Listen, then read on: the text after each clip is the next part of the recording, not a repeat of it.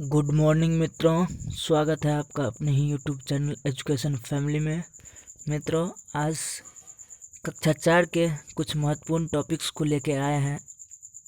इनसे पहले 24 पार्ट करवा चुके हैं। उन 24 पार्ट को आप गहन अध्ययन से देखिए, बहुत ही विस्तार में और बहुत ही डिटेल में हम बताए हैं। कक्षा 3 की NCERT बुक को और क्लास 4 के भी कुछ टॉपिक्स उसी से रिलेटेड है। जैसा कि आप लोगों को पता है कि हर एक लेक्चर के बाद उनसे रिलेटेड अभ्यास प्रश्न भी करवाते हैं, जिनसे आपको वो टॉपिक आसानी से समझ में आ जाती है और आप गहन अध्ययन कर पाते हैं। तो चलिए देर न करते हुए आज की कक्षा को भी प्रारंभ करते हैं और जानते हैं, कुछ नई बातें सीखने की कोशिश करते हैं। आज का चैप्टर है 13 चैप्टर। देखिए 13 चैप्टर में क्या क्या बातें कही गई है, ये NCERT के निचोड़ को आपके सामने रखने की कोशिश करते हैं। जो भी महत्वपूर्ण पॉइंट्स है, जो बनने लायक है, जो एग्ज़ाम्स में पूछे जाने लायक है, हर टॉपिक को रखने की कोशिश करते हैं। अगर आप इन सभी वीडियोज़ को बारीकी से लाइन बाय लाइन देख लेते हैं तो शायद ही आपसे कोई क्वेश्चन छूटेगा। हर एक क्वेश्चन का जवाब आप आसानी से दे पाएंगे, क्योंकि NCERT के उठने वाले हर पॉइंट्स को हम शामिल करने की कोशिश करते हैं। इसलिए इनको गौर से देखिए और इनका नोट्स चाहे तो आप बना सकते हैं। नोट्स बनाते जाइए और बारीकी से इनका अध्ययन करते रहिए। चलिए, पॉइंट नंबर फर्स्ट क्या है, देखिए पहाड़ों से समुद्र तक। ये चैप्टर, इनमें किन किन बातों की चर्चा किया गया है कि समुद्र से और पहाड़ के बीच की जो दूरियां हैं, रिलेशन है, क्या क्या है। देखिए, पहाड़ों से समुद्र तक। नदी का पानी गंदा। देखिए, कपड़े धोने, जानवरों को नहलाने और बर्तन धोने से। नदी का पानी गंदा क्यों होता है? या तो कपड़े धोने से, जानवरों को नहलाने से मनुष्य उनमें जाते हैं नहाने के लिए, जिनसे क्या होता है, जानवर भी जाते हैं तो वो मलमूत्र भी उन्हीं में त्याग देते हैं जानवर। कई बार कपड़े धोते हैं तो गंदे कपड़े, इनसे भी पानी प्रदूषित होता है, नदी का पानी। अगला है, जो पानी पीते हैं वह किसी नदी या तालाब से आता है। पहले अधिकतर लोग क्या करते थे, नदी या तालाब का ही पानी पिया करते थे। पानी जो पीते थे वो भी कहाँ से आता था? नदी या तालाब से ही। अभी भी कई इलाकों में नदी या तालाब के पानी को पिया जाता है। अब पानी साफ़ करने का सबसे अच्छा तरीका है पानी को उबालना। अर्थात पानी को साफ़ करने का सबसे अच्छा तरीका क्या है? पानी को उबाल कर पीना। पानी में तेल नहीं घुलता है, पानी में तेल घुलता नहीं है। जब आप पानी में तेल को डालेंगे तो देखेंगे ऊपर आ जाता है, पानी के ऊपर छताने लगता है, पानी के ऊपर तेल वैसे ही चमकने लगेगा, आपको दिखने लगेगा। चलिए, नेक्स्ट है, पानी को साफ़ करने का सबसे अच्छा तरीका है उबालना। आप अभी देखे हैं कि पानी का सबसे अच्छा तरीका क्या है? उबाल कर पीना। अगर आप पानी को उबाल कर पीते हैं तो आपको पानी से होने वाले संक्रमण, कोई भी संक्रमण आपको नहीं होगा। आपको उबला हुआ पानी वैसे अच्छा नहीं लगता है तो पानी को उबाल दीजिए, फिर उसको फ्रीज कर दीजिए और फिर उसको पीजिए, वह शुद्ध पानी होता है। अगला है नेक्स्ट चैप्टर। देखिए, बस 13 चैप्टर में इतना ही था। अब 14 चैप्टर देखिए क्या है, बसवा का खेत। क्या? बसवा के खेत के बारे में कुछ जानते हैं कि क्या क्या जानकारियाँ इसमें मिलता है।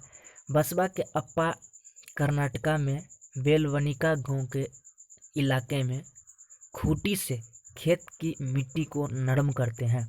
बसवा व्यक्ति का नाम है। बसवा कहाँ के थे? कर्नाटक के। उनके पापा, बसवा के पापा कहाँ के हैं? कर्नाटक के बेलवनिका गांव में रहते हैं। वो खूंटी से क्या करते हैं? खेत की मिट्टी को नरम करते हैं। आगे देखते हैं कि खूंटी क्या है, उन्हें चित्रमय रूप से हम आपको दिखाते हैं कि बसवा के पापा क्या करते थे, खूंटी के मदद से खेत को नरम करते थे। पॉइंट्स बहुत अच्छा है, इन सभी पॉइंट्स को आप गौर से देखिएगा। ये सारे के सारे पॉइंट्स डायरेक्ट डाल दिया जाता है ऑप्शन में। जुलाई के महीने में प्याज की बुआई जुलाई के महीने में प्याज की बुआई बैल कुड़ीगे को खींचते हैं। बैल क्या करते हैं? कुड़ीगे को खींचते हैं और अप्पा पीछे पीछे प्याज की बीज डालते हैं। जब बैल कुड़ीगे किसको? कुड़ीगे को खींचता है, बैल कुड़ीगे को खींचता है। इससे आपको स्पष्ट हो गया होगा कि कुड़ीगे किसको कहेंगे? हल को कहेंगे।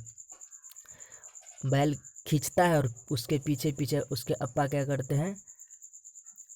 तो बीज डालते हैं, प्याज के बीज डालते हैं। 20 दिन के बाद प्याज के छोटे छोटे पौधे निकल आते हैं और 20 दिन के बाद क्या होता है? प्याज का छोटा छोटा पौधा निकल आता है। अगला है, कुछ पौधे बिना बोए अपने आप ही उग आते हैं, वह खरपतवार होते हैं। जब बीज बोते हैं तो उनमें कई सारे और भी अन्य पौधे निकल आते हैं, जो क्या होते हैं? वो खरपतवार होते हैं जो निकल आते हैं। वैसे भी देखे होंगे, अगर आप गांव से बिलोंग करते होंगे तो अधिकतर जो भी फसलें बोते हैं हम, तो अन्य सारे फसलों में भी खरपतवार निकल आते हैं। इससे प्याज की फसल क्या होता है? इससे प्याज की फसल कम हो जाती है, अर्थात खरपतवार हो जाती है तो प्याज का फसल में थोड़ा प्रभाव तो पड़ेगा ही। पत्ते पीले होकर सूख जाए, यहाँ जाए लगा दीजिएगा, पत्ते पीले होकर सूख जाए तो प्याज निकाल लेना चाहिए, नहीं तो सड़ जाएगा।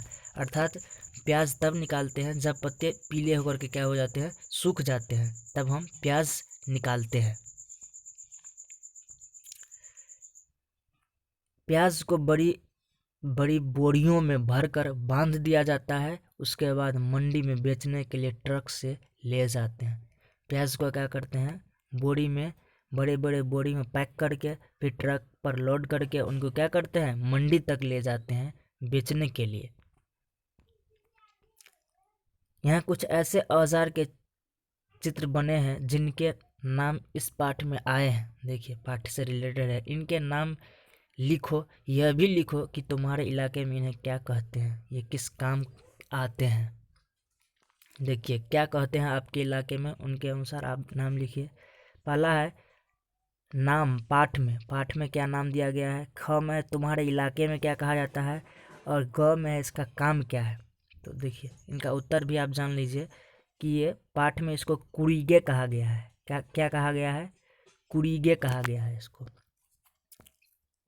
देखिए हल, ये क्या है? हल है, इन्हें कुड़ीगे कहा गया। तुम्हारे इलाके में नाम बीज बोने का हल है। क्या है? बीज बोने का हल। नाम क्या है? कुड़ीगे है। तुम्हारे इलाके, जैसे इनके इलाके में कुड़ीगे को क्या कहा जाता है? बीज बोने वाला हल कहा जाता है।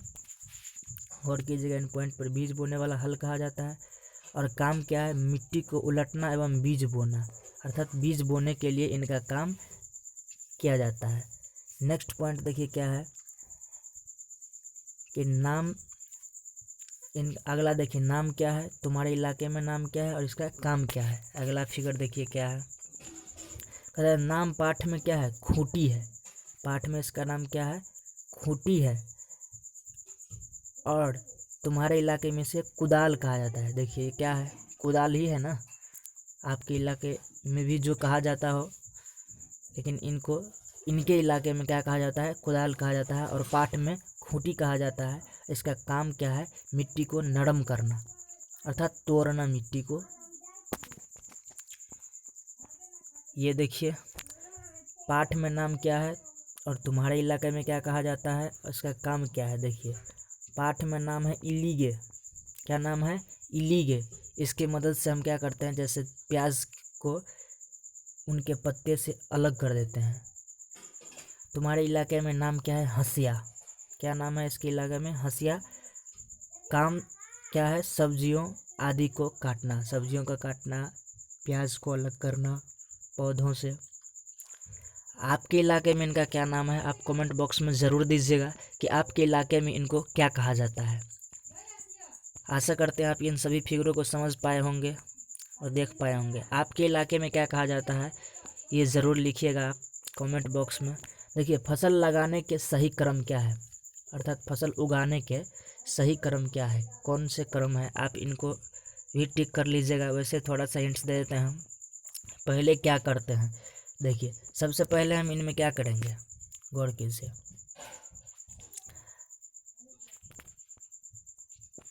पहला काम क्या होगा हमारा कि मिट्टी को नरम करना।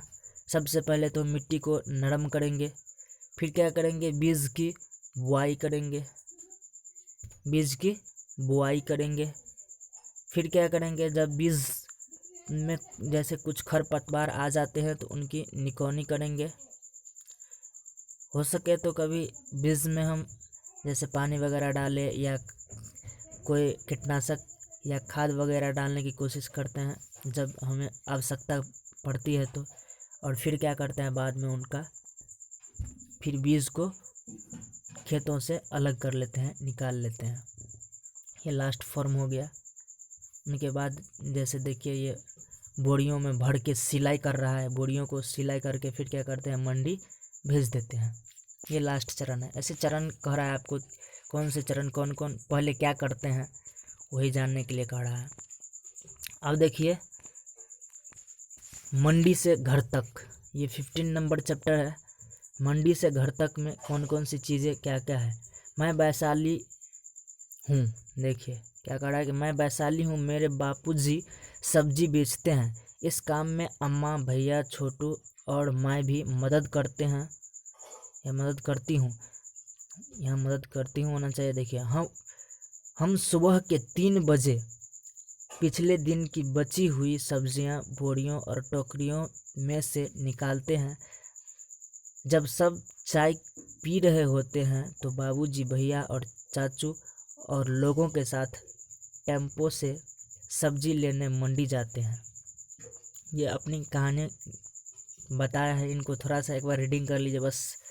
कल की बची सब्जी को बोरियों पर रखकर पानी छिड़कते हैं। सुबह लगभग 6:30 बजे तक बाबूजी मंडी से ताज़ी सब्जियों के टोकरे और बोरे लेकर घर पहुंच जाते हैं। जैसे बैगन, आलू, टमाटर, भिंडी, पैठा, घिया, मिर्ची आदि कच्ची सब्जियों को और बेचने के लिए तैयार नहीं सब्जियों को अलग कर देते हैं। अर्थात बेचने के लिए क्या करते हैं, अपने सब्जियों को अच्छा दिखने के लिए, हरा भरा दिखने के लिए पानी छिट देते हैं, उस पर पानी छिड़क देते हैं जिनसे और अच्छा लगे, हरा भरा देखने में लगे। जब तक ये सब्जियों बेचने के का समय होता है तब तक उनके पापा क्या करते हैं, वहाँ से मंडी से सब्जियां लेके आते हैं, जिनमें सब्जियों में अलग अलग प्रकार के सभी प्रकार के सब्जियां ले आते हैं, जिनमें बैगन, आलू, टमाटर, भिंडी ये सारे सब्जियां लाते हैं। अगला देखिए 7 बजे तक सब्जियों के ठेले पर क्या करता है, सब्जियां लगा देता है और भैया बाजार चले जाते हैं। मुझे भी तो 7:30 बजे तक स्कूल पहुंचना होता है। छोटू का स्कूल दोपहर का है, वह बाबूजी और भैया के लिए नाश्ता लेकर बाजार पहुंच जाते। अर्थात उन कैसे कैसे ये अपने घरों के बारे में बताया है कि घरों में कैसा उनका कामकाज चलता है, कौन किसके साथ क्या करता है, अर्थात किसका क्या क्या काम है, अलग अलग अपनी रोज़मर्रा के बारे में बताया है। इनको जानने की कोशिश कीजिए आप। कि कह रहा है मुझे स्कूल भी जाना होता है और छोटू का स्कूल क्या होता है, अलग टाइम में होता है, इसलिए अर्थात जिनका जब समय मिले वो उस समय में वैसा काम करने की कोशिश करते हैं। अर्थात घर चलाने के लिए एक चर्चाएं किया गया है कि कैसे घर को चलाया जाता है। हर व्यक्ति का एक योगदान होता है घर चलाने के लिए। बाबूजी और भैया रात को 10 बजे तक सब्जियां बेचकर घर लौटते हैं। तब तक मैं और छोटू सो चुके होते हैं। घर के बाकी सब लोग 11 से 11:30 बजे तक ही सो पाते हैं। केवल 4 घंटे बाद सुबह 3 बजे शुरू होता है और हमारे परिवार का नया दिन। अर्थात सुबह सोते हैं 11 11:30 बजे तक सब, लेकिन जग जाते हैं 3 बजे ही। इसमें देखिए ये कुछ नहीं है, इसको थोड़ा सा देखने की कोशिश कीजिए, इसमें थोड़ा क्वालिटी कम लग रहा है। जल्दी खराब होने वाला फल और सब्जियां हैं। कौन सा फल और सब्जियां जल्दी खराब हो जाता है, जैसे पालक है, केला है, फूलगोभी है, टमाटर है, खीरा है, अंगूर है। जल्दी खराब होने वाला फल है। कुछ दिनों तक रखे जाने वाला, देखो कुछ दिनों तक जिनको हम रख सकते हो क्या है, लौकी है, आलू है, प्याज है, नाशपाती, चीकू, अदरक, ये सारे कुछ दिन तक रख सकते हैं। अगला है चिकनी सब्जियाँ अर्थात चिकनी सब्जियाँ, मुलायम जिसको कहते हैं, पालक है, केला है, खीरा है, सेब है, ये चिकनी मुलायमदार है। और खुरदरी कौन सा है? आलू है, देखिए आलू है, प्याज है, फूलगोभी है, ये सब खुरदरी है। इनको थोड़ा सा बस देख लीजिए, हो गया।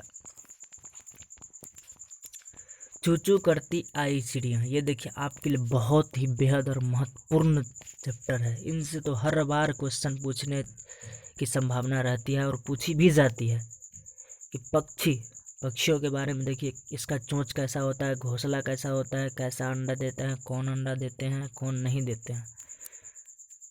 पक्षियों के बारे में गोरैया, फाख्ता, शकरखोड़ा, ये सारे के सारे क्या है? पक्षी है। ये तरह तरह के कीड़े और अन्य चीज़ें खाते हैं। पक्षियाँ क्या खाते हैं? कीड़े मकोड़े को खाते हैं, अलग अलग प्रकार के कीड़े मकोड़ों को खाते हैं। देखिए कलचीरी इंडियन रॉबिन, इनको देखिए, कलचीरी इंडियन रॉबिन पत्थरों के बीच खाली जगह में अंडे देती है। इन पॉइंट्स को जरूर नोट कर दीजिएगा, आपके लिए बहुत ही बेहद है ये चैप्टर। कलचीरी क्या करती है? खाली जगहों में पत्थरों के बीच अंडे देती है और यह घास का घोंसला बनाती है।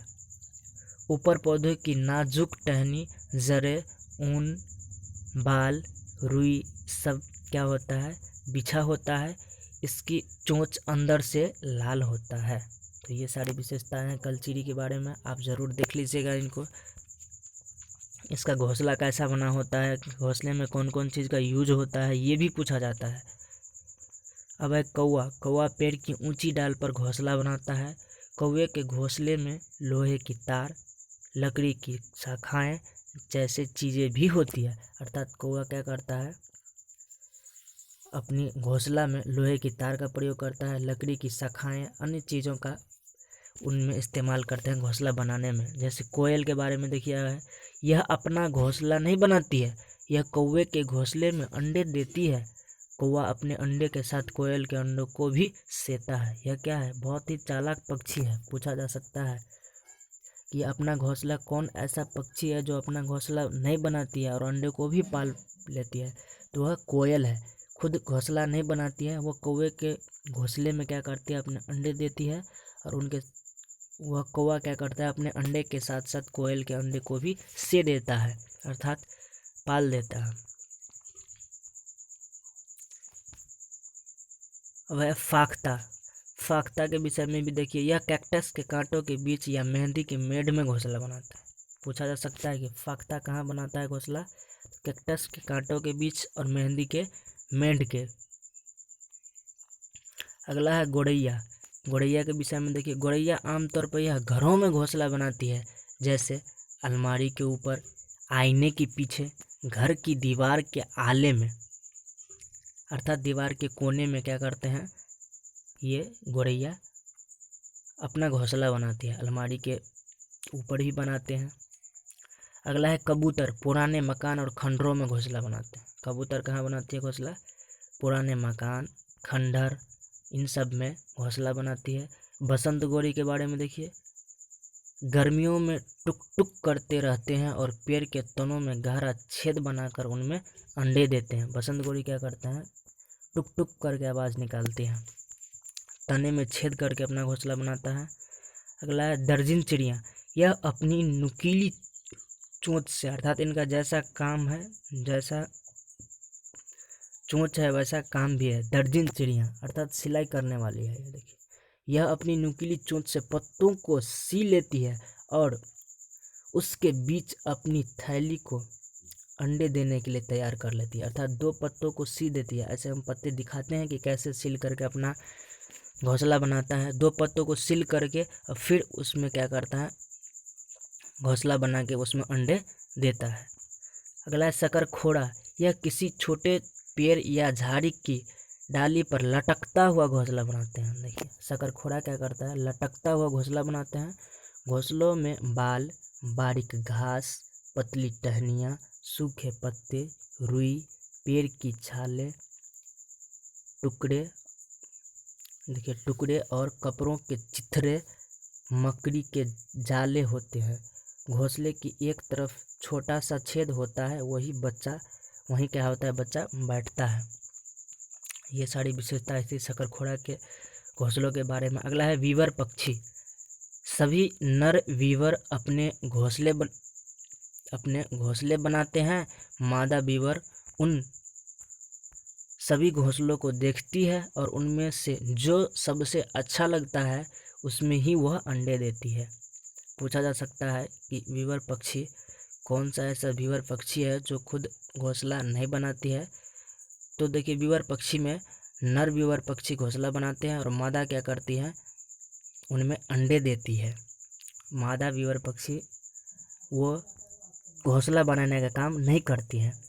कौवे, गिलहरी, बिल्ली और चूहे मौका देखते ही अंडे चुरा लेते हैं। पूछा जा सकता है कौन अंडे को चुरा लेता है, तो कौवे, गिलहरी अर्थात कौवा, गिलहरी, बिल्ली और चूहा, ये सब क्या करते हैं, अंडे चुरा लेते हैं। एक पक्षी ऐसा जिसकी दुम पर पैसा सिर से दुम तक दिखे नीला ही नीला, अर्थात वह हमारे राष्ट्रीय पक्षी भी है। कौन सा है, मोर। क्या है, मोर। नोट कर लीजिएगा आप, मोर ये मेरा राष्ट्रीय पक्षी भी है।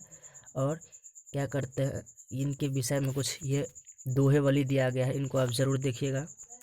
अगला है पक्षी केवल अंडे देने के लिए घोंसला बनाते हैं। पक्षी क्या करता है, केवल अंडे देने के लिए ही घोंसला बनाते हैं, न कि उनमें वह रहते हैं। जब अंडे से बच्चे निकल जाते हैं तो वे घोंसला छोड़कर उड़ जाते हैं। अगला है गाय के आगे के दांत छोटे होते हैं, पत्तों को काटने के लिए, घास चबाने के लिए, और पीछे का दांत क्या होता है, चपटे और बड़े होते हैं।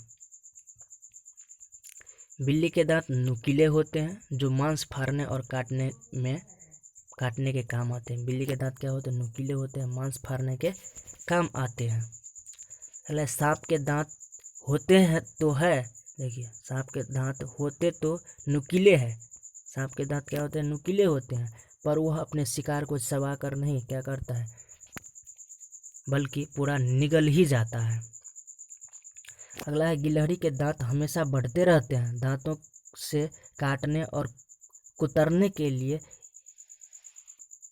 के कारण इनका दांत क्या होता है, घिसता रहता है, अर्थात वह किसी चीज़ को न काटे न कुतरे तो उनका दांत क्या होगा, बहुत ही बड़ा हो जाएगा।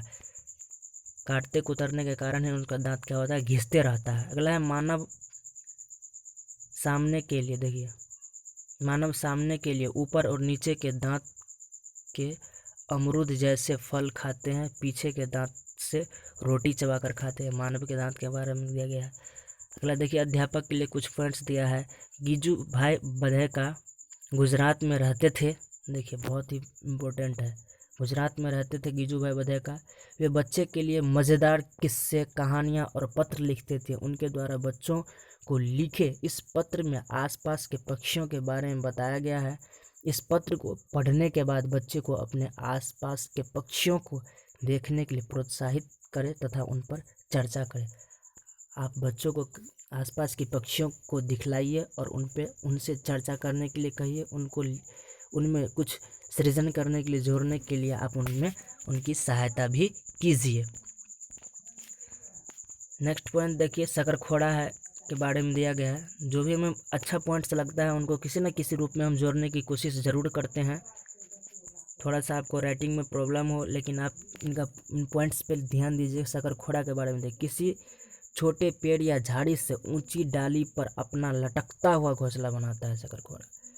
अब देखिए, ये पॉइंट्स वैसे पढ़े हैं, इनको फिर से पढ़ लीजिए कि सभी नर बीवर पक्षी अपनी घोंसला बनाती है और मादा बीवर पक्षी अपनी घोंसले को देखता है और उनमें से उसे जो सबसे अच्छा लगता है उसमें क्या करता है, अंडे देता है। अर्थात नर बीवर पक्षी क्या करता है, घोंसला बनाता है और मादा क्या करती है, उनमें घोंसलों को देखकर जो उनको सबसे अच्छा लगता है उनमें अंडे देता है। देखिए, शकरखोड़ा कैसा लटकता हुआ घोंसला अपना बनाता है पेड़ों से, इन्हीं के बारे में दिया है। शकरखोड़ा किस प्रकार का लटकता हुआ घोंसला बनाता है।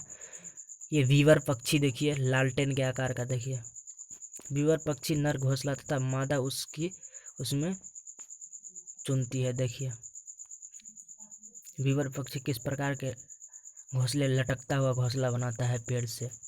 फाख्ता देखिए कैक्टस के कांटों के बीच अपना घोंसला बनाती है। किसमें? कैक्टस के कांटों के बीच। कैक्टस के कांटों के बीच या मेहंदी के मेढ़ में अपना घोंसला बनाती है। क्या है ये?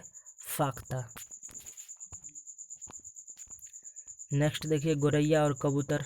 गोरैया कहाँ बनाता है, कबूतर कहाँ बनाता है? देखिए गोरैया आमतौर पर घर के आसपास घोंसला बनाती है, अलमारी के पीछे, छत या आईने के पीछे, जबकि कबूतर पुराने मकान या खंडरों में बनाती है।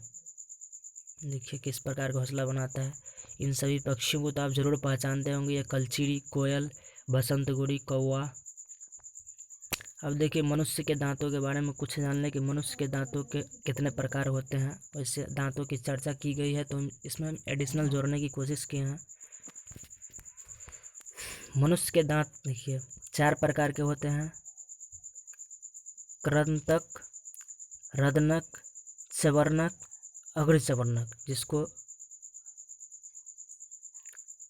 इन सभी दांतों को आप जरूर जान लीजिए, देख लीजिए। हो सकता है शायद आपसे क्वेश्चन पूछा जा सके।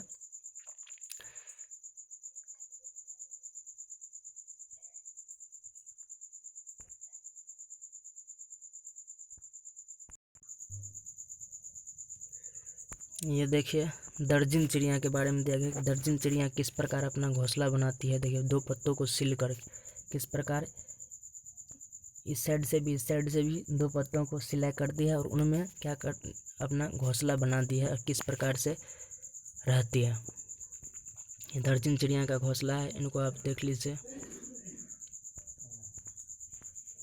सॉरी 1 मिनट रुक जाइए। अगला देखिए जानवरों के दांत के बारे में। वैसे आप इनको भी देख चुके हैं, ये डायरेक्ट आपके एनसीईआरटी से पॉइंट है। तुमने देखा होगा कि जानवरों के दांत अलग अलग तरह के होते हैं। जैसे देखिए गाय के दांत के बारे में दिया है। गाय के आगे के दांत छोटे होते हैं पत्तों को काटने के लिए, और घास चबाने के लिए पीछे के दांत चपटे और बड़े होते हैं। ये गाय के दांत हैं। बिल्ली के दांत नुकीले होते हैं जो मांस फाड़ने और काटने के काम आते हैं। ये बिल्ली के दांत के बारे में चर्चाएं हैं। और सांप के दांत देख लीजिए। सांप के दांत होते तो नुकीले हैं, पर वह अपने शिकार को चबा कर नहीं बल्कि निगल कर खा जाते हैं। गिलहरी के दांत हमेशा बढ़ते रहते हैं। दांत से काटने और कुतरने के कारण ही इनके दांत क्या होता है, घिसता रहता है। ये प्रश्न पूछा भी जा चुका है, वैसे करवाने की कोशिश करेंगे हम चैप्टर में। पक्षियों की चोंच, जैसा खाना वैसी चोंच। किसका कैसा खाना है, कैसा चोंच है, इनको आप एक बार पढ़ लीजिएगा ज़रूर। वीडियो बहुत लंबा हो रहा है, इनको आप एक बार पढ़ लीजिएगा। देखिए कि मांस चीरने या फाड़ने के लिए कैसा काम है, लकड़ी में छेद करने के लिए कैसा काम है, किन का काम है लकड़ी में छेद करना, मांस फाड़ना, कौन क्या काम करते हैं। इनको अभी हम बहुत ही अच्छी तरीक़ा से पढ़ाए हैं, इनको आप ज़रूर देखिए लीजिएगा। ये देखिए पक्षियों के पंजे, जैसा काम है वैसा। देखिए पानी में तैरने के लिए किस प्रकार का पंजे का ज़रूरत होता है, किस प्रकार की पंजे चाहिए पानी में तैरने के लिए। टहनियों को पकड़ने के लिए, शिकार करने के लिए किस प्रकार का पंजा चाहिए। पेड़ पर चढ़ने के लिए किस प्रकार का पंजा चाहिए। देखिए ज़मीन पर चलने के लिए कैसा पंजा। वैसे इनसे क्वेश्चन नहीं उठ सकता है, लेकिन फिर भी आप इनको जान ले, आपके जानकारी के लिए अच्छा होगा। अगला देखिए एक पक्षी ऐसा जिसके दुम पर पैसा सिर से दुम तक दिखे नीला ही नीला। इन पॉइंट्स को तो आप ज़रूर पढ़े हैं, इनमें क्या होगा, मोड़ हो जाएगा इसका आंसर। चलिए आज के लिए लेते हैं विदा, इतना ही। थैंक यू, धन्यवाद। वीडियो अच्छा लगे आपको कि मेरे लिए लाभदायक हो सकता है तो उनको सब्सक्राइब और लाइक ज़रूर कीजिएगा। दोस्तों को मैं शेयर भी कीजिएगा। Thank you.